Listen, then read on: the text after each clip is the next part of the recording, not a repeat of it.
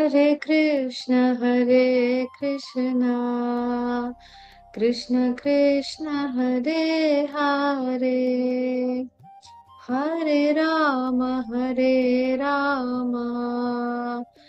राम राम हरे हरे हरे कृष्ण कृष्ण कृष्ण हरे हरे हरे राम राम राम हरे हरे हरे कृष्ण कृष्ण कृष्ण हरे हरे എല്ലാ വൈഷ്ണവർക്കും എന്റെ സാദര പ്രണാമം. ഹാപ്പി പുരുഷോത്തമ മാസം കി ജയ്. അപ്പം നമ്മളെല്ലാവരും ഒരുപാട് സന്തോഷത്തിലാണ്.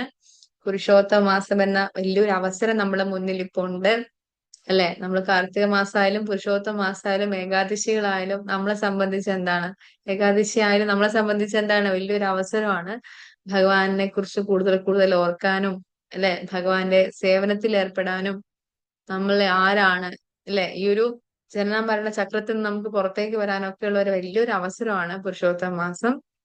അപ്പം അതിന്റെ ഒരു തുടക്കം എന്ന രീതിയിൽ നമ്മൾ പുരുഷോത്തമ മാസത്തിന്റെ മഹത്വം എന്നുള്ള രീതിയിൽ നമ്മൾ ഇന്ന് തുടങ്ങുകയാണ്. അപ്പം ഇന്നത്തെ ഒരു അജണ്ട എന്ന് പറയുന്നത് എന്തൊക്കെയാന്ന് നമുക്ക് നോക്കാം. അപ്പൊ എന്താണ് പുരുഷോത്തമ മാസം, എന്തുകൊണ്ടാണ് ഇതിന് ഇത്രയും പ്രാധാന്യം ഉള്ളത്, വേദങ്ങളിൽ ഇതിനെ കുറിച്ചുള്ള പരാമർശം എന്തൊക്കെയാണ്, നമ്മൾ ചെയ്യേണ്ട എന്തൊക്കെ കാര്യങ്ങളാണ്, ഇതില് വേദങ്ങൾ പറഞ്ഞിട്ടുള്ള പ്രധാന പ്രാർത്ഥനകൾ എന്തൊക്കെയാണ്, പുരുഷോത്തമ മാസത്തിൽ ചെയ്യാൻ പറ്റുന്ന ഇത്രയും കാര്യങ്ങളാണ് നമ്മൾ ഇന്ന് ചർച്ച ചെയ്യാൻ പോകുന്നത്. അപ്പൊ എന്താണ് പുരുഷോത്തമ മാസം? പുരുഷോത്തമ മാസം എന്ന് പറഞ്ഞാല് രണ്ട് തരത്തിൽ, ആസ് പെർ നമ്മളുടെ സ്ക്രിപ്റ്റേഴ്സ്, വേദ സ്ക്രിപ്റ്റേഴ്സ് പ്രകാരം നമുക്ക് രണ്ട് തരത്തിലുള്ള കലണ്ടറാണുള്ളത്. ഒന്ന് ലൂണാർ കലണ്ടറും ഒന്ന് ഹരേ കൃഷ്ണ. ഓക്കെ. രണ്ട് തരത്തിലുള്ള കലണ്ടറാണുള്ളത്.